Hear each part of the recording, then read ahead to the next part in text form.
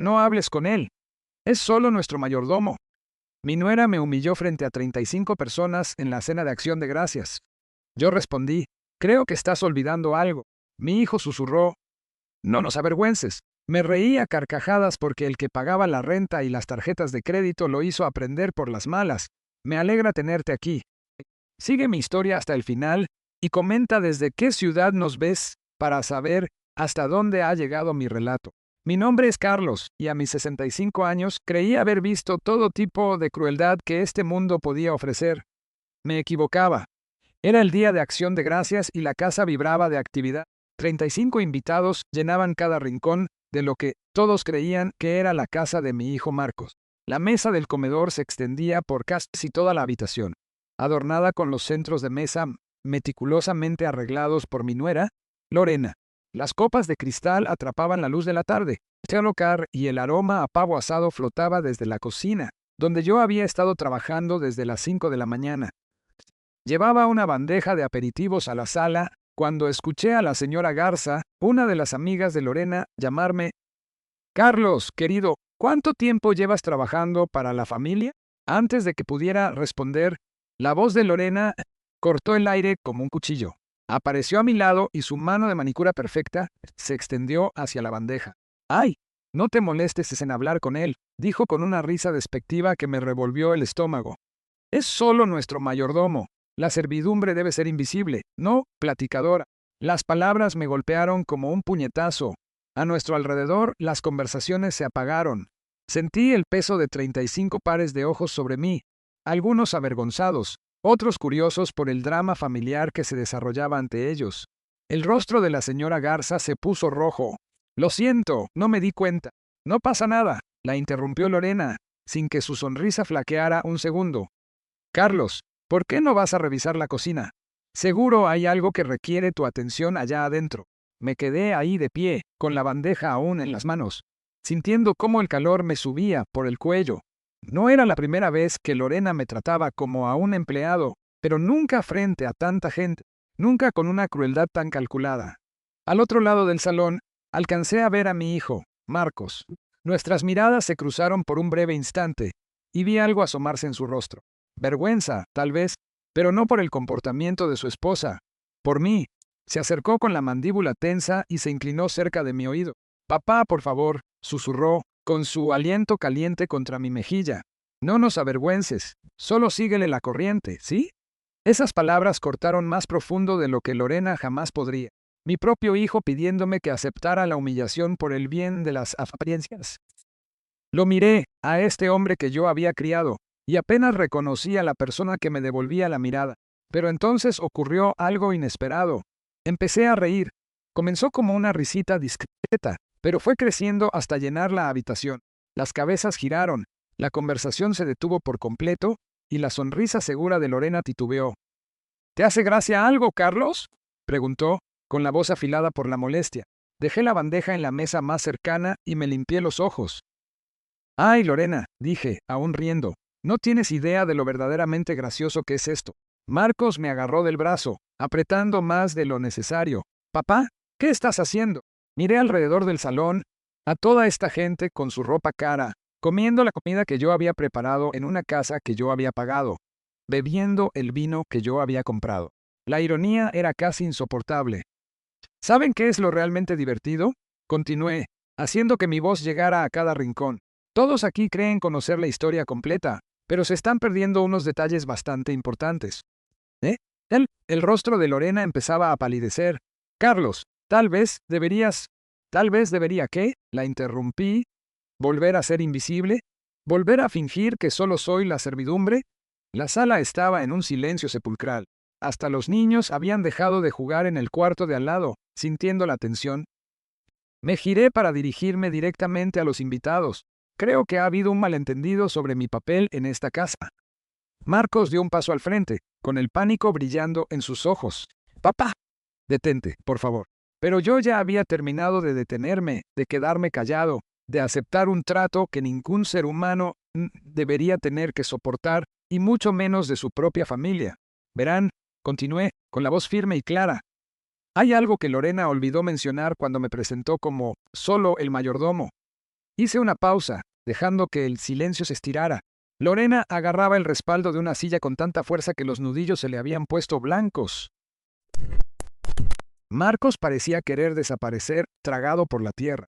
Lo que olvidó decirles es exactamente quién ha estado pagando por todo esto. Hice un gesto abarcando la habitación. La casa, los coches, las tarjetas de crédito, las membresías del club, incluso esta misma cena que todos están disfrutando. El color desapareció por completo del rostro de Lorena. La señora Garza miraba confundida, alternando la vista entre Lorena y yo, como si estuviera viendo un partido de tenis. Creo, dije, enderezando los hombros y mirando directamente a mi nuera, que es hora de que todos sepan la verdad sobre quién manda realmente en esta casa. El peso de esas palabras quedó suspendido en el aire como humo. Lorena abrió la boca para hablar, pero no salió ningún sonido. Marcos me miraba con una mezcla de horror y algo más que no supe identificar. Por primera vez en meses, me sentí verdaderamente vivo. La humillación que me había estado quemando el pecho se estaba transformando en algo completamente distinto, algo que se sentía notablemente parecido al poder. Podía ver las preguntas formándose en la mente de los invitados. Casi podía escuchar los engranajes girando mientras intentaban armar el rompecabezas de lo que yo realmente estaba diciendo. El mundo cuidadosamente construido de Lorena estaba a punto de derrumbarse, y por una vez yo iba a ser quien sostuviera el mazo. Los siguientes minutos iban a cambiarlo todo, y por fin estaba listo para ello. Supongo que debería explicar cómo un hombre de 65 años termina siendo tratado como servidumbre en la casa de su propio hijo. La verdad es que no siempre fue así. Y la casa, bueno, ahí es donde la historia se pone interesante. Todo empezó hace 3 años, cuando mi esposa Margarita falleció. Habíamos estado casados por 42 años, y perderla se sintió como perder la mitad de mí mismo. Margarita siempre había sido el puente entre Marcos y yo. Cuando ella murió, ese puente se desmoronó, dejándonos parados en lados opuestos de un abismo que ninguno de los dos sabía cómo cruzar. Marcos llevaba años batallando económicamente. Había iniciado un pequeño negocio de consultoría que nunca terminó de despegar. Y los hábitos de gasto de Lorena no ayudaban en nada. Estaban ahogados en deudas, enfrentando el embargo de su modesto departamento. Y Marcos era demasiado orgulloso para pedir ayuda directamente. Pero yo no soy tonto. Podía ver cómo el estrés devoraba a mi hijo. Las noches sin dormir, las constantes llamadas de los cobradores, la forma en que el humor de Lorena se volvía más oscuro con cada factura que llegaba. Así que tomé una decisión que cambiaría nuestras vidas. Verán, lo que ninguno de ellos sabía era que Margarita y yo habíamos tenido mucho más éxito del que jamás aparentamos. Habíamos vivido de forma modesta, por elección, no por necesidad. Margarita venía de una familia de dinero viejo. Su abuelo había invertido en ferrocarriles cuando eso todavía significaba algo. Cuando falleció, me lo dejó todo. Sumado a mis propias inversiones y a la venta de la pequeña empresa de manufactura que levanté de la nada, me encontré sentado sobre casi $4 millones. Pude haberle hecho un cheque a Marcos y ya, pero quería hacer algo con más significado. Así que compré esta casa, las 8 habitaciones, los 4 baños y 1 hectárea del mejor terreno en la zona más exclusiva de la ciudad. Me costó $1.200.000 en efectivo. Pero aquí viene la parte que Lorena y Marcos no saben. Puse la casa únicamente a mi nombre. Legalmente, soy dueño de cada ladrillo, cada viga, cada brizna de hierba en esta propiedad. Cuando les entregué las llaves, les dije que era una herencia adelantada, que se las había cedido por completo. Les mentí. Tampoco les hablé de los pagos mensuales que he estado haciendo en su nombre. El pago de $4,000 de una hipoteca que no existe porque pagué de contado. Ese dinero sale de mí. Los pagos de $600 por cada uno de sus coches. Yo otra vez. Las tarjetas de crédito que usan con tanta libertad, acumulando miles de dólares cada mes en ropa, restaurantes y las interminables tardes de Lorena. Todo fluye a través de cuentas que yo controlo. He estado inyectando aproximadamente $8,000 al mes para mantener su estilo de vida, y no tienen ni la menor idea. Creen que el negocio de Marcos de repente se volvió rentable. Creen que por fin triunfaron. La ironía es aplastante. Me convertí en su benefactor anónimo, queriendo ayudar sin herir el orgullo de Marcos. En lugar de eso, terminé alimentando el mismísimo comportamiento que acabaría por humillarme. Fue idea de Lorena que me mudara con ellos. Carlos necesita tener a la familia cerca, le había dicho a Marcos, con la voz destilando una falsa preocupación. No debería estar solo en esa casa tan grande. Por supuesto, se refería a la casa que yo supuestamente había vendido para financiar su nueva vida, de la que afirmé mudarme por problemas económicos. Al principio, pensé que sería bonito pasar tiempo con mi hijo, conocer mejor a mi nuera, tal vez incluso estar presente para cuando llegaran los nietos. Pero Lorena tenía otros planes. Al mes de haberme mudado, estableció nuevas reglas. Yo debía encargarme de cocinar y limpiar, ya que estaba viviendo aquí de a gratis. Me había explicado. Lo más lógico es que contribuyas de alguna manera. Marcos asentía, probablemente agradecido de que alguien estuviera manejando las tareas del hogar para las que nunca fue bueno. Vivir de a gratis en mi propia casa. Luego vino el uniforme. Lorena me compró un par de pantalones negros y camisas blancas, alegando que sería más fácil para recibir visitas si yo lucía profesional. Cuando venían invitados, me presentaba como el personal de servicio o nuestra ayuda. Nunca como el padre de Marcos, nunca como su familia. Los límites se volvieron más rígidos con cada mes que pasaba. Yo comía en la cocina, no en el comedor. Tenía mi propia entrada por la puerta trasera. Mi recámara estaba en el sótano, mientras que las habitaciones de huéspedes arriba se reservaban para las visitas de verdad. Marcos veía cómo pasaba todo y no decía nada. Tal vez se convenció a sí mismo de que yo estaba feliz con el arreglo. Tal vez solo estaba aliviado de que sus problemas domésticos los estuviera resolviendo alguien más. O tal vez, y esto es lo que más duele admitir, simplemente se avergonzaba de su padre. Pero esto es lo que ninguno de ellos entendía. Yo pude haberlo detenido en cualquier momento. Con una sola llamada a mi banco, pude haber cortado cada pago, reclamar la casa y dejarlos batallando para descubrir cómo mantener su nuevo estilo de vida. Después, no lo hice porque seguía guardando la esperanza de que las cosas cambiaran. Seguía creyendo que Marcos recordaría quién era yo, que Lorena mostraría un mínimo de decencia humana, que de alguna manera podríamos convertirnos en una familia de verdad. En lugar de eso, se pusieron más cómodos con la mentira. Lorena empezó a referirse a mí como nuestro mayordomo, incluso cuando estábamos solos. Me dejaba listas de quehaceres por completar, criticaba mi comida si no estaba a su altura, y dejaba muy claro que mi presencia era tolerada, pero no apreciada. El insulto final llegó hace 2 semanas, cuando la escuché hablando por teléfono con su madre. «Ay, Carlos no es realmente un problema», decía, con voz casual y despectiva. Mantiene la casa funcionando y, la verdad, mano de obra gratis es mano de obra gratis. Marcos se siente mal a veces, pero le recuerdo que no es como si su padre tuviera a dónde más ir. ¿A dónde más ir? Como si yo fuera un caso de caridad que habían acogido por lástima. Fue entonces cuando me di cuenta de que mi gran acto de amor había creado un monstruo. Al intentar ayudar a mi hijo sin lastimar su orgullo, accidentalmente le había dado permiso para olvidar que yo era su padre. Pero hoy, viendo a Lorena humillarme frente a 35 personas, viendo a Marcos elegir la vergüenza de ella por encima de mi dignidad, por fin entendí algo crucial. ¿No saben con quién se están metiendo? No tienen idea de que el mayordomo al que han estado despreciando tiene todas las cartas en la mano. Cada comodidad que disfrutan, cada lujo que dan por sentado, cada aspecto de la vida que han construido, todo depende del hombre al que acaban de humillar en público. Y ahora, de pie en esta sala llena de rostros conmocionados, por fin estaba listo para jugar mi mano. El juego estaba a punto de cambiar, y esta vez me iba a asegurar de que todos supieran exactamente quién tenía el control. Después del desastre de Acción de Gracias, decidí que era hora de prestar verdadera atención a lo que estaba pasando en mi propia casa. Durante meses, me había movido por las rutinas diarias como un fantasma, enfocándome en cocinar y limpiar, mientras ignoraba deliberadamente las conversaciones a mi alrededor. Pero la humillación tiene una forma de afilar tus sentidos. Lo primero que noté fue cómo Lorena hablaba de mí cuando creía que yo no la escuchaba. Desarrollé el hábito de moverme en silencio por la casa.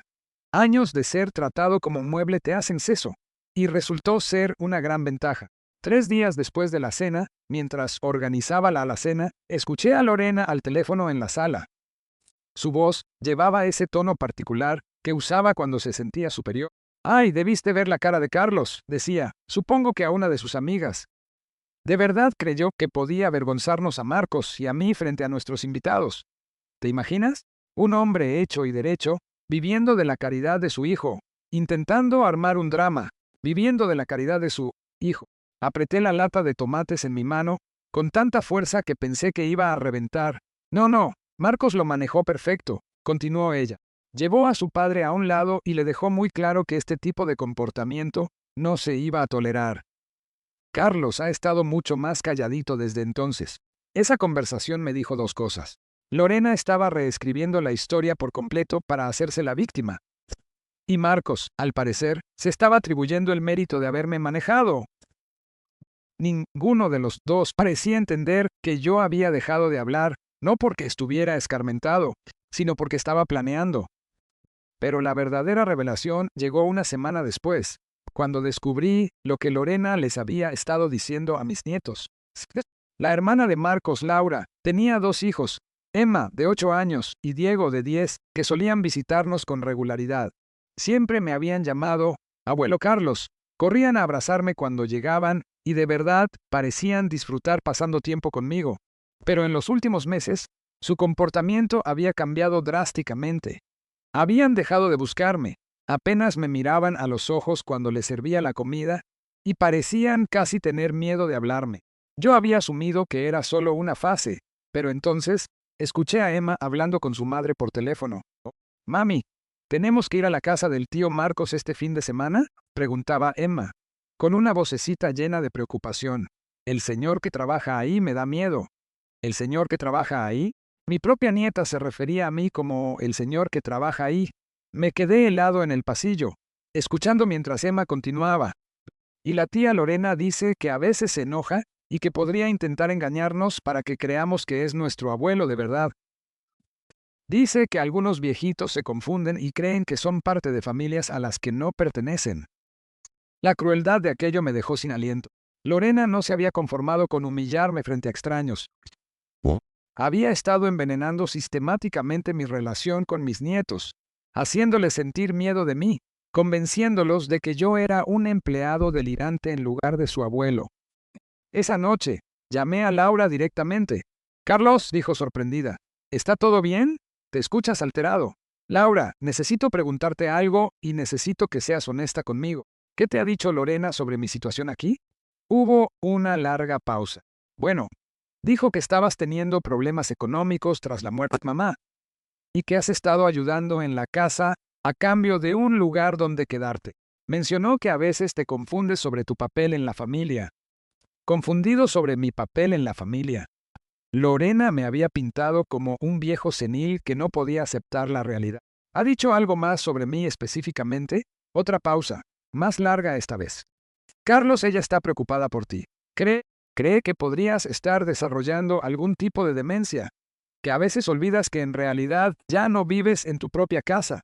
Cerré los ojos, sintiendo toda la magnitud de la manipulación de Lorena. No me había estado humillando por puro deporte. Había estado construyendo un caso, creando una narrativa que justificara lo que fuera que estuviera planeando hacer a continuación. «Laura», dije con cuidado, «quiero que traigas a los niños este sábado, solo por unas horas. Hay algunas cosas que necesito aclarar». «No lo sé, Carlos. Lorena me pidió específicamente que no animara a los niños ¿a qué? A pensar en ti como su abuelo. Dijo que era confuso para ellos, ya que en realidad ya no eres familia. Ya no eres familia». Las palabras me golpearon como un impacto físico. Después de colgar, me senté en mi recámara del sótano e intenté armar el juego final de Lorena. Me había aislado de mis nietos, convencido a mi propia hija de que yo estaba mentalmente inestable, y aparentemente estaba trabajando en un plan mayor para sacarme del panorama por completo. Al día siguiente, descubrí exactamente de qué trataba ese plan. Estaba sacudiendo el pasillo de arriba cuando escuché a Lorena y Marcos teniendo lo que claramente pensaban que era una conversación privada en su recámara. La puerta estaba entreabierta y sus voces se escuchaban con facilidad. «He estado investigando asilos. Estaba diciendo, Lorena, hay unos lugares de retiro asistido muy bonitos a 1 hora de aquí, lo suficientemente lejos para que no pueda simplemente aparecerse aquí cuando quiera. No lo sé, Lore, respondió Marcos, con voz insegura. Papá no necesita retiro asistido. Es perfectamente capaz de cuidarse solo. ¿De verdad lo es? La voz de Lorena adoptó ese tono persuasivo que usaba cuando lo estaba manipulando. Marcos, piénsalo. La confusión, los arranques, la forma en que a veces habla como si fuera dueño de cosas que claramente nos pertenecen. Todas estas son señales. ¿Señales de qué? Demencia temprana, tal vez Alzheimer, y solo va a empeorar. Hubo un largo silencio. Luego Marcos volvió a hablar, con una voz más débil que antes. Pero, ¿y si te equivocas? ¿Qué tal si solo se está adaptando a que mamá ya no está? Mi amor, dijo Lorena, y casi pude escucharla acariciándole el brazo. Sé que esto es difícil, pero tenemos que pensar en nuestro futuro. ¿Qué va a pasar cuando queramos formar una familia? ¿De verdad quieres que nuestros hijos crezcan cerca de alguien mentalmente inestable? ¿Nuestros hijos? Estaban planeando tener hijos, y Lorena se estaba asegurando de que yo no fuera parte de ese escenario. El lugar que encontré es la verdad muy bonito, continuó. Se llama Hacienda del Sol, y se especializan en casos como el de tu padre. La cuota mensual es de solo $3,000, que sinceramente no es tanto considerando lo que ahorraríamos en despensa y servicios si él no estuviera. $3,000 al mes. Planeaban enviarme a algún asilo y, de alguna manera, esperaban poder pagarlo con los supuestos ingresos del exitoso negocio de Marcos. La ironía habría sido cómica si no fuera tan devastadora. Ya hablé con el doctor Martínez sobre iniciar los trámites, añadió Lorena. Dijo que con la documentación adecuada, probablemente podríamos tener a tu padre internado en un mes. Las piernas casi me fallan. No solo planeaban deshacerse de mí, planeaban que me declararan mentalmente incompetente y me institucionalizaran en contra de mi voluntad. Esa noche no pude dormir. Me quedé acostado en mi recámara del sótano, mirando el techo e intentando procesar lo que había descubierto. Lorena no solo había sido cruel por el gusto de serlo. Cada humillación, cada desprecio, cada vez que me había tratado como servidumbre, había estado construyendo el camino hacia este momento. Me quería fuera, y había convencido a mi hijo de que era por mi propio bien. Pero lo que Lorena no sabía era que yo había estado guardando un registro detallado de todo.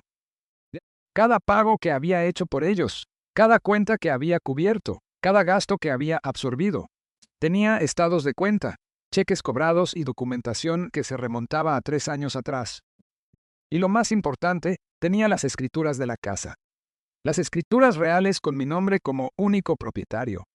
Lorena creía que estaba jugando ajedrez, mientras yo jugaba damas. No tenía idea de que yo había estado observando, aprendiendo y preparándome exactamente para este tipo de traición. A la mañana siguiente, hice una llamada a mi abogado, Arturo Mendoza. Nos conocíamos desde hacía 20 años, y él había manejado el testamento de Margarita. Arturo, le dije, manteniendo la voz baja, necesito verte lo antes posible, y necesito que me prepares unos documentos. ¿Qué tipo de documentos, Carlos? Miré alrededor de la casa que todos creían que pertenecía a mi hijo, pensé en los nietos a los que se les había enseñado a temerme, y sentí que algo frío y decidido se instalaba en mi pecho. De los que le van a recordar a algunas personas exactamente con quién se están metiendo. Era hora de dejar de ser la víctima y empezar a ser el hombre que tenía todo el poder. Lorena quería jugar. Perfecto, pero estaba a punto de aprender que algunos juegos tienen consecuencias que nunca vio venir. Ponta. El despacho de Arturo Mendoza no había cambiado mucho en los 20 años que llevaba de conocerlo. El mismo escritorio de caoba, los mismos libros de leyes encuadernados en piel, forrando las paredes, el mismo olor reconfortante a papel viejo y café. Pero sentado frente a él aquella mañana de viernes, me sentía como una persona completamente distinta al hombre que cruzó esas puertas por primera vez. Carlos, dijo Arturo, ajustándose los lentes de lectura mientras revisaba los documentos que le había llevado. Tengo que preguntar, ¿estás absolutamente seguro de este curso de acción? Me recargué en la silla familiar y consideré su pregunta. ¿Estaba seguro? 3 semanas atrás, habría dicho que no. 3 semanas atrás, todavía me aferraba a la esperanza de que mi familia recordara que yo era más que solo mano de obra gratis. Pero eso fue antes de enterarme del plan de Lorena de hacerme declarar incompetente y enviarme a Hacienda del Sol. Arturo, en tu opinión profesional, ¿qué pasaría si alguien intentara hacer que un adulto competente fuera declarado mentalmente incapaz para su propio beneficio económico? Levantó una ceja. Eso constituiría abuso de ancianos, potencialmente fraude y, dependiendo de las circunstancias, podría resultar en cargos penales. Y si esa misma persona estuviera viviendo en una casa que no le pertenece, gastando dinero que no se ganó, todo mientras aísla sistemáticamente al verdadero dueño de su familia? Arturo bajó los lentes y me miró fijamente. Carlos, ¿qué está pasando exactamente en esa casa? Le conté todo, los arreglos financieros que había ocultado, el trato de Lorena hacia mí, las mentiras que le había ya contado a los nietos y, lo más importante, su plan para institucionalizarme. La expresión de Arturo se fue oscureciendo con cada detalle. ¿Me estás diciendo que eres el dueño absoluto de la casa? ¿Has estado financiando todo su estilo de vida y planean internarte? Preguntó. Eso es exactamente lo que te estoy diciendo. Se quedó en silencio un largo momento, luego abrió el cajón de su escritorio y sacó una libreta legal. ¿Qué quieres hacer al respecto? Esa era la gran pregunta, ¿no? Pude haber revelado simplemente la verdad, mostrarles los registros financieros y reclamar mi posición como cabeza del hogar. Pero después de meses de humillación, después de enterarme de que mi propio hijo era cómplice en el plan para internarme, quería algo más. Quiero que entiendan lo que realmente han perdido, dije. No solo el dinero, sino al hombre que decidieron desechar. Arturo asintió lentamente. Puedo trabajar con eso. El plan que desarrollamos era elegante en su simplicidad. Primero, transferiríamos discretamente las escrituras de la casa a un fideicomiso conmigo como único beneficiario, haciendo imposible que alguien reclamara la propiedad o tomara decisiones sobre ella sin mi consentimiento. Luego, retiraríamos sistemáticamente mi apoyo económico de una manera que pareciera ser obra de circunstancias externas en lugar de mi acción directa.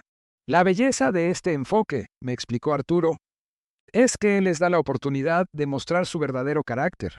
Cuando crean que no tienes poder, ni recursos, ni opciones, ¿cómo te tratarán entonces? Era una prueba de la que no estaba seguro de querer la respuesta, pero sabía que necesitaba saberla. La primera fase comenzó el lunes siguiente. Llamé a mi banco y les di instrucciones de detener todos los pagos automáticos relacionados con los gastos de Marcos y Lorena. 0 pagos de hipoteca, 0 pagos de coche o tarjetas de crédito. Las cuentas simplemente aparecerían con fondos insuficientes. En 48 horas, empezaron a llegar los primeros avisos. Yo estaba en la cocina el miércoles por la mañana cuando llegó el correo. Lorena arrebató el montón de cartas antes de que yo pudiera verlo, pero su rostro se puso pálido al hojear los sobres. Marcos llamó, con la voz aguda por el pánico. Tenemos que hablar, ahora. Desaparecieron en su recámara, y pude escuchar el susurro urgente de su conversación a través de las paredes. Unos minutos después, Marcos salió luciendo confundido y preocupado. Papá, me dijo, encontrándome en la cocina. ¿De casualidad viste el correo de hoy? No, respondí, sin dejar de picar verduras para la cena. ¿Por qué? Estamos teniendo unos problemitas con el banco. Al parecer, hubo una especie de error en el sistema con nuestros pagos automáticos. Error en el sistema. Tuve que admirar la capacidad de Lorena para convertir incluso los avisos de cobro en algo que no era culpa suya. Suena frustrante, dije en tono neutral. Sí, bueno, ya lo arreglaremos, pero Marcos no se veía muy seguro. Mientras tanto, las cosas podrían estar un poco apretadas por aquí. Tal vez tengamos que recortar algunos gastos. Levanté la vista de mis verduras. ¿Qué tipo de gastos? Marcos se removió incómodo. Bueno, cosas como la despensa, los servicios, ese tipo de cosas. Nada grave, solo por el momento. La indirecta era clara. Se esperaba que yo contribuyera económicamente para cubrir su déficit temporal. Si había tenido alguna duda sobre sus verdaderos sentimientos hacia mí, esta conversación. En el momento en que se enfrentaron a la presión financiera, su primer instinto fue exprimirle dinero al mayordomo. Entiendo, dije simplemente, y volví a mi cocina. Durante la semana siguiente, llegaron más avisos. De la hipotecaria, de las agencias de ambos coches y de varias tarjetas de crédito. El pánico de Lorena se volvía más evidente cada día, aunque intentaba ocultarlo detrás de llamadas cada vez más frenéticas al banco. Esto es ridículo, la escuché decirle a alguien, probablemente a su madre. Nunca nos hemos atrasado con un pago en la vida. Debe ser un error del sistema. Pero los registros del banco eran correctos. No había ningún error. Simplemente no salía dinero de las cuentas que yo había estado fondeando. Para el viernes la máscara de Lorena empezaba a caerse. Me regañaba por tonterías. Dejar un vaso de agua en la barra, no doblar las toallas exactamente como a ella le gustaba. Cuando yo no reaccionaba a su creciente hostilidad, parecía frustrarse aún más. Esa noche escuché otra conversación entre ella y Marcos.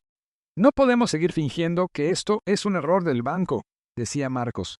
Estas cuentas son reales y no tenemos el dinero para pagarlas. ¿Y qué sugieres? La voz de Lorena sonaba más tensa de lo que jamás la había escuchado. ¿Pedirle un préstamo a tu padre? Lleva viviendo aquí de a gratis 2 años. Debería estarnos ayudando de todos modos. No puedo pedirle dinero a mi papá Lore. Vive de una pensión fija. ¿Pensión fija? Si tan solo supiera. ¿Entonces qué? La voz de Lorena ya estaba subiendo de tono. ¿Quieres perder la casa, los coches, todo por lo que hemos trabajado? Tal vez podríamos refinanciar, o yo podría conseguir más clientes. Marcos, no me estás escuchando. Necesitamos efectivo ahora, hoy, y tu padre es la única opción que tenemos. Hubo un largo silencio. Luego Marcos volvió a hablar, con voz reticente. ¿Cuánto crees que deberíamos pedirle? Empieza con poco, tal vez $5,000. Dile que es solo temporal, que se lo pagaremos en cuanto el banco arregle este desastre. $5,000. Querían que les prestara $5,000 para cubrir las cuentas que yo había estado pagando todo el tiempo. El descaro era casi impresionante, pero la parte más reveladora de la conversación fue lo que vino después. ¿Qué pasa si dice que no?, preguntó Marcos. La risa de Lorena fue fría y calculadora. No dirá que no. ¿A dónde más va a ir? Nos necesita más a nosotros que nosotros a él. ¿A dónde más iba a ir? Como si yo fuera un perro callejero que habían recogido por lástima. Además, continuó ella, si no nos ayuda, siempre podemos seguir adelante con el plan de Hacienda del Sol. El doctor Martínez dijo que el papeleo ya casi está listo. Apreté los puños. Planeaban usar mi internamiento como chantaje para extorsionarme. A la mañana siguiente, Marcos se acercó a mí con la petición, exactamente como Lorena lo había entrenado. Su actitud era torpe, pidiendo disculpas, pero había una suposición subyacente de que yo accedería. Papá, odio pedirte esto, pero estamos en un aprieto temporal. Solo hasta que resolvamos este problema con el banco. ¿Crees que podrías prestarnos algo de dinero? Miré a mi hijo, a este hombre al que había criado, apoyado y amado incondicionalmente, y sentí que algo frío se instalaba en mi pecho. ¿Cuánto dinero?, pregunté. $5,000. Sé que es mucho, pero no te lo pediríamos si tuviéramos otra opción. Fingí considerarlo, observando cómo la esperanza y la desesperación se asomaban en sus facciones. Lo siento, Marcos, dije por fin. No tengo esa cantidad de dinero disponible. Su rostro se descompuso. ¿Estás seguro? Tal vez podrías checar tus ahorros o... Hijo, vivo de mi pensión, del seguro social y de lo poco que me queda ahorrado. $5,000 bien podrían ser 50,000. Era mentira. Por supuesto, pero Marcos no lo sabía. Asintió, intentando ocultar su decepción. Entiendo. Igual valía la pena preguntar. Pero pude ver en sus ojos que no entendía. No realmente. Ya estaba pensando en cómo explicarle a Lorena que su plan había fracasado. Esa tarde los escuché discutir de nuevo. ¿Dijo que no? La voz de Lorena era de incredulidad. No tiene el dinero, Lore. No podemos pedirle a alguien algo que no tiene. Solo está siendo egoísta después de todo lo que hemos hecho por él. Todo lo que habían hecho por mí. La mujer que había estado planeando internarme estaba molesta porque yo no le financiaba su estilo de vida.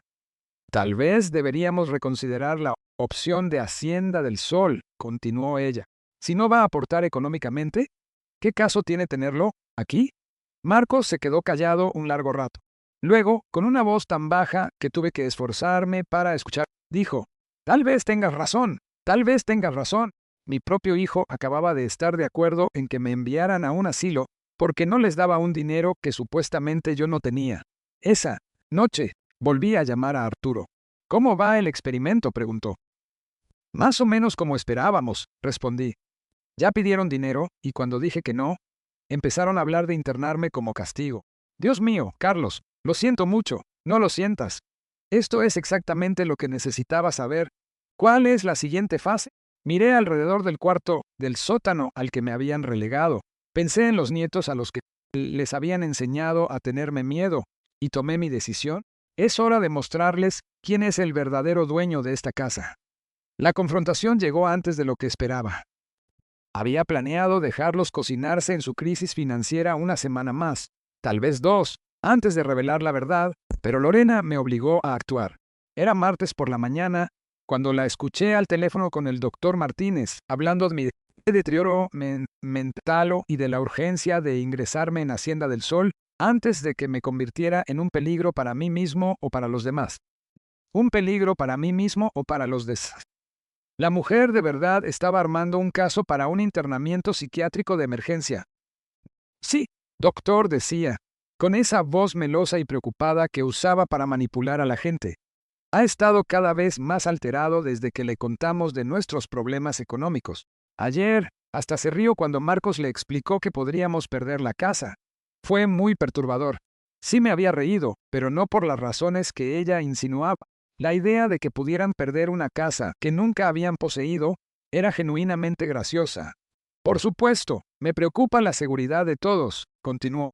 Por eso creo que la opción de ingreso de emergencia podría ser lo mejor.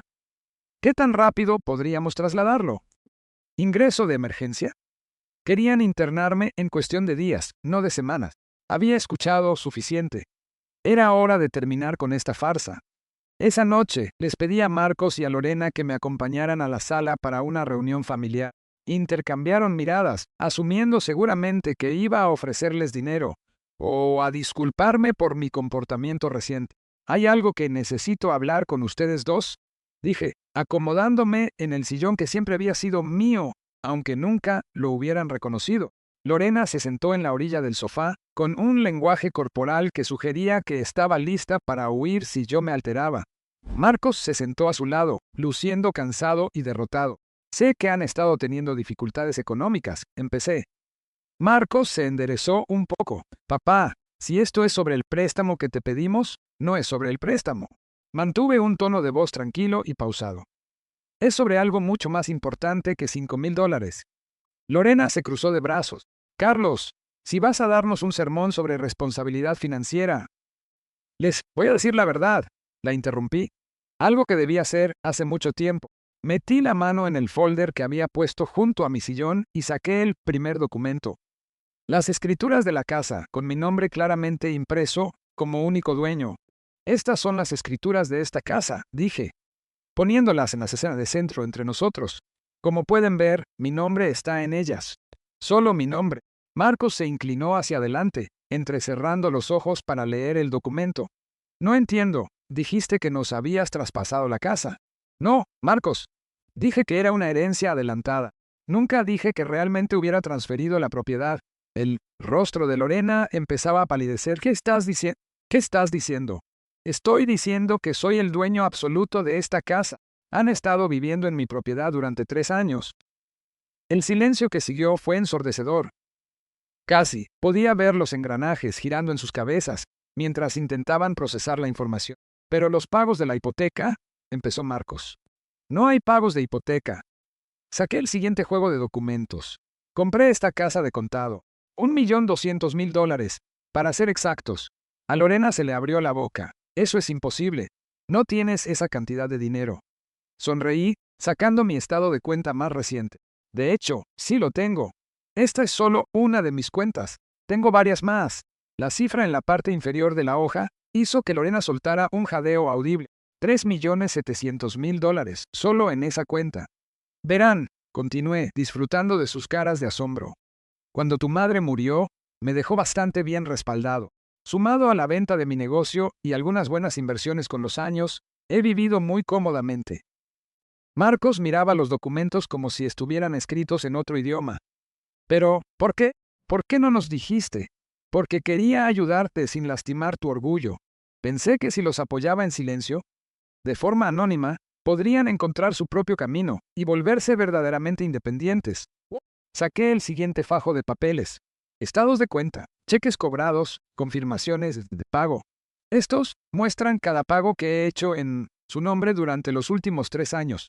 La hipoteca que no existe, los pagos de sus coches, tarjetas de crédito, seguros, servicios, hasta la despensa. Todo lo que creían que salía del exitoso negocio de Marcos, todo salía de mi bolsa.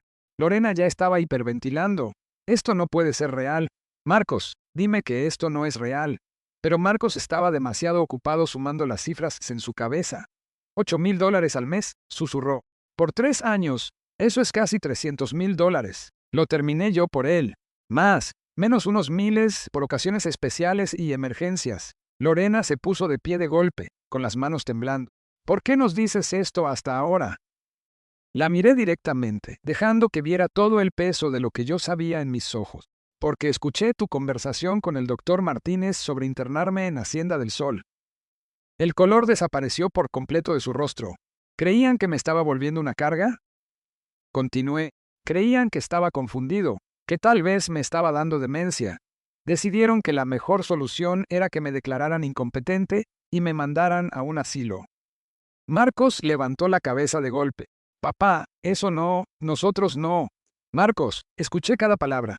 A los dos discutiendo cuánto dinero se ahorrarían en despensa y servicios sin mí. A Lorena investigando asilos y hablando con doctores sobre trámites de ingreso de emergencia. Lorena se dejó caer de nuevo en el sofá, con la respiración superficial y agitada. Lo verdaderamente increíble de todo esto, dije, con la voz cada vez más fría, es que planeaban pagar mi internamiento con el dinero que yo mismo les estaba dando. Iban a usar mis propios fondos para encerrarme. Marcos hundió la cara entre las manos. ¡Ay, Dios! Papá, de verdad lo siento. No lo sabía. ¿Pensaste qué, hijo? ¿Que de repente tu negocio se había vuelto un éxito rotundo? ¿Que mágicamente habías desarrollado la capacidad de costear un estilo de vida que cuesta más de lo que la mayoría gana en un año? Confía en Lorena, dijo débilmente. Ella maneja todas las finanzas.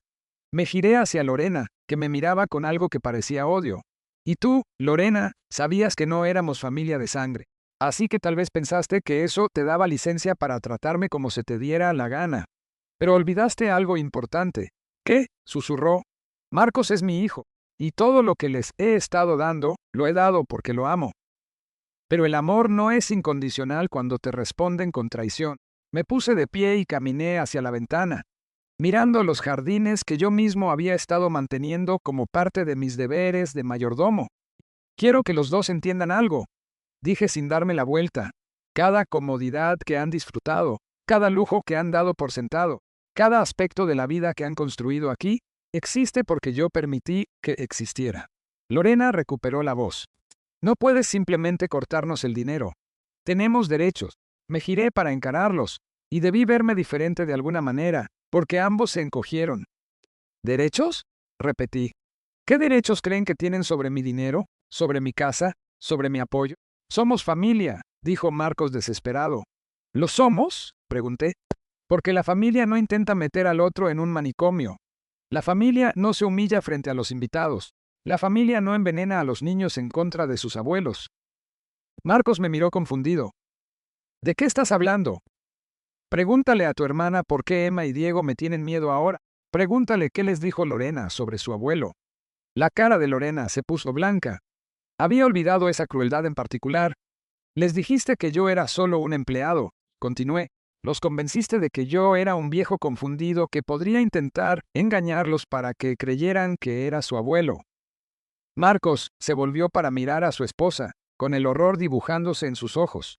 ¿Les dijiste qué? Los estaba protegiendo, dijo Lorena sin fuerza. Pensé que se estaba volviendo inestable. Me estabas aislando, la corregí, borrando sistemáticamente cada relación que me importaba. ¿Y tú? Miré a Marcos. Tú dejaste que lo hiciera. La sala volvió a quedar en silencio.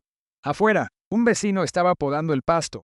El sonido de la vida normal en los suburbios seguía su curso mientras nuestra familia implosionaba. Así que, esto es lo que va a pasar, dije, regresando a mi sillón. Mañana por la mañana me voy a reunir con mi abogado para discutir su situación de vivienda. La respiración de Lorena se volvió aún más agitada. No puedes echarnos a la calle. Vamos a pelear esto. ¿Con qué dinero? Pregunté. Sus tarjetas están al tope. Sus cuentas de banco están vacías y no tienen ingresos de los que hablar. ¿Exactamente con qué van a pelear? Marcos me miró, con los ojos rojos por las lágrimas. Papá, por favor. Sé que la regamos, pero podemos arreglar esto. Podemos hacer las cosas bien. ¿Pueden? Pregunté. ¿Puedes devolverme los 3 años que pasé siendo tratado como sirviente en mi propia casa? ¿Puedes deshacer el daño que le hicieron a mi relación con mis nietos? ¿Puedes borrar la humillación de ser llamado solo el mayordomo frente a 35 personas? No tuvo respuesta para eso. Lo más triste, dije, recogiendo mis documentos, es que todo esto se pudo haber evitado. Si simplemente me hubieran tratado con la dignidad humana más básica, si hubieran recordado que yo era tu padre en lugar de tu sirviente, pudimos haber sido una familia de verdad. Me levanté para irme y luego me detuve en la puerta. Ah, y Lorena, tal vez quieras llamar al doctor Martínez para cancelar esos papeles de ingreso de emergencia. Resulta que yo no soy el que perdió el contacto con la realidad. Mientras caminaba hacia las escaleras del sótano, pude escuchar a Lorena empezar a llorar. No eran lágrimas de remordimiento ni de culpa, sino los sollozos de coraje y frustración de alguien cuyos planes, tan cuidadosamente trazados, acababan de derrumbarse a su alrededor. Ya. Mañana discutiríamos los términos bajo los cuales seguirían viviendo en mi casa. Pero esta noche, por primera vez en 3 años, se irían a dormir sabiendo exactamente quién tenía, y por primera vez en 3 años, yo dormiría en paz. A la mañana siguiente, me desperté a las 6, como lo había hecho todos los días durante los últimos 3 años, pero esta vez, en lugar de ir a la cocina a prepararles el desayuno a Marcos y Lorena, me serví una taza de café y me senté en la mesa a leer el periódico. Cuando Lorena bajó a las 7:30, esperando encontrar el desayuno listo, se detuvo en seco al verme ahí sentado con mi café y el periódico. ¿Y el desayuno?, preguntó, con la voz aún ronca de haber llorado la noche anterior. Levanté la vista de la sección de deportes. Disculpa, ¿me pediste que preparara el desayuno? Parpadeó, claramente confundida. Tú siempre haces el desayuno. Yo siempre hacía el desayuno cuando fingía ser su mayordomo, la corregí. Pero como establecimos anoche, en realidad soy el dueño de la casa, y los dueños por lo general no le cocinan a sus inquilinos. La palabra inquilinos le pegó como una bofetada. ¿Inquilinos? Bueno, ¿cómo llamarías a la gente que vive en la casa de alguien más sin pagar renta? Marcos apareció en el umbral, luciendo como si no hubiera pegado el ojo en toda la noche. Papá, tenemos que hablar. Estoy de acuerdo, dije, doblando mi periódico. Arturo estará aquí a las 10 para discutir su contrato de arrendamiento. ¿Contrato de arrendamiento? A Marcos se le quebró un poco la voz. No pensarán que pueden seguir viviendo aquí de a gratis, ¿o sí? No después de todo lo que ha pasado. Lorena se dejó caer en una silla. Esto es una locura. Ayer éramos una familia, y hoy nos tratas como extraños. Ayer planeabas meterme a un psiquiátrico, respondí. Hoy vamos a establecer algunos límites que debieron existir desde el principio. Cuando Arturo llegó puntual a las 10, traía un maletín lleno de documentos legales y la expresión de un hombre que desaprobaba profundamente lo que mi familia me había hecho. Buenos días, Marcos. Lorena, dijo con formalidad, poniendo su maletín sobre la mesa del comedor. Tengo entendido que necesitamos aclarar algunos arreglos sobre la vivienda. Lorena miró a Marcos con desesperación, pero él parecía paralizado por la magnitud de la situación. Déjenme explicarles cómo están las cosas legalmente, continuó Arturo, abriendo su maletín. Carlos es el dueño absoluto de esta casa. Ustedes han estado viviendo aquí como invitados durante 3 años, tiempo en el cual Carlos también ha subsidiado todo su estilo de vida por una suma de casi $300,000. Sacó un folder grueso. Lamentablemente, no hay un marco legal que obligue a Carlos a seguir manteniéndolos, especialmente dadas las circunstancias recientes. ¿Qué circunstancias recientes?, preguntó Lorena, aunque claramente temía la respuesta. Arturo consultó sus notas. Bueno, está el asunto de sus consultas con el doctor Martínez para declarar a Carlos mentalmente incompetente. También está la alienación sistemática de Carlos con sus nietos y, por supuesto, la humillación pública en la cena de Acción de Gracias. Marcos hizo una mueca. Arturo, tienes que entender que no sabíamos de los arreglos financieros. Pensábamos. Lo que ustedes pensaban, lo interrumpió Arturo. Es irrelevante para la realidad legal. La pregunta ahora es si Carlos está dispuesto a permitirle seguir residiendo en su casa, y de ser así, ¿bajo qué términos? Me recargué en la silla, estudiando el rostro desesperado de mi hijo. He pensado mucho en esto, dije. Y he decidido que estoy dispuesto a dejar que se queden bajo ciertas condiciones. El alivio inundó el rostro de Marcos. Gracias, papá. Las condiciones que quieras. Nosotros. Aún no las han escuchado, advertí. Arturo sacó un contrato de arrendamiento que había preparado. Primero, pagarán una renta a precio de mercado por esta propiedad. Dada la ubicación y los metros cuadrados, eso equivale a $4,500 mensuales. Lorena soltó un jadeo. No podemos pagar eso. Entonces, tendrán que buscar un lugar que sí puedan pagar, dije con simpleza. O tendrán que descubrir cómo aumentar sus ingresos. Segundo, continuó Arturo, todos los servicios, despensa y gastos del hogar son responsabilidad de ustedes. Carlas ya no subsidiará ningún aspecto de su estilo de vida. Tercero, serán responsables de su propio transporte. Carlos reclamará los vehículos que ha estado pagando. Marcos me miró angustiado. Papá, ¿cómo se supone que vamos a llegar al trabajo? De la misma forma que lo hacen millones de personas, respondí. Compren sus propios coches, usen transporte público o caminen. Ese ya no es mi problema. Cuarto, siguió Arturo, no habrá más intentos de declarar a Carlos mentalmente incompetente o de internarlo en ninguna institución. Cualquier acción de ese tipo resultará en un desalojo inmediato y posibles cargos penales por abuso de ancianos. Lorena ya le temblaban las manos. Esto es extorsión. No, dijo Arturo con calma. Extorsión. Es lo que intentaron hacer cuando planearon usar el internamiento de Carlos como chantaje para controlar sus bienes. Esto es simplemente un arrendador estableciendo términos razonables para sus inquilinos. Quinto, dije, tomando la palabra. Lorena se disculpará públicamente por su comportamiento en la cena, no solo conmigo, sino con todos los que estuvieron presentes. La cara de Lorena se puso roja. No me voy a humillar solo para satisfacer tu ego. Entonces ya no vivirás aquí, le dije. Es tu decisión. Sexto, continuó Arturo. El contacto con los nietos se restaurará de inmediato. Lorena llamará hoy mismo a Laura y le explicará que hubo un malentendido sobre el papel de Carlos en la familia. Y por último, dije, poniéndome de pie, quiero dejar algo absolutamente claro. No soy su mayordomo, ni su empleado, ni su sirviente. Soy el dueño de esta casa y el padre de Marcos. Me tratarán con el respeto que ambas posiciones merecen, o se buscarán otro lugar para vivir. La sala quedó en silencio un largo rato. Lorena estaba llorando de nuevo, pero esta vez eran lágrimas de rabia y frustración en lugar de tristeza. ¿Cuánto tiempo tenemos para decidir?, preguntó Marcos en voz baja.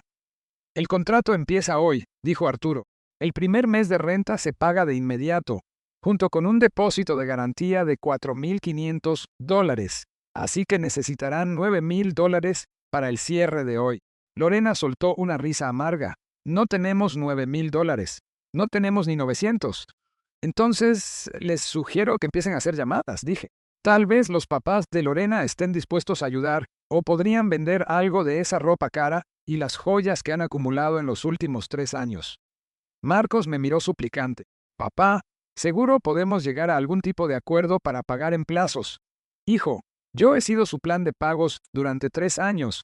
Es hora de que se sostengan sobre sus propios pies. Arturo cerró su maletín. Les daré 24 horas para conseguir el dinero y firmar el contrato. Si no pueden cumplir con estos términos, Carlos iniciará el proceso de desalojo. Después de que Arturo se fue, subí a empacar mis cosas.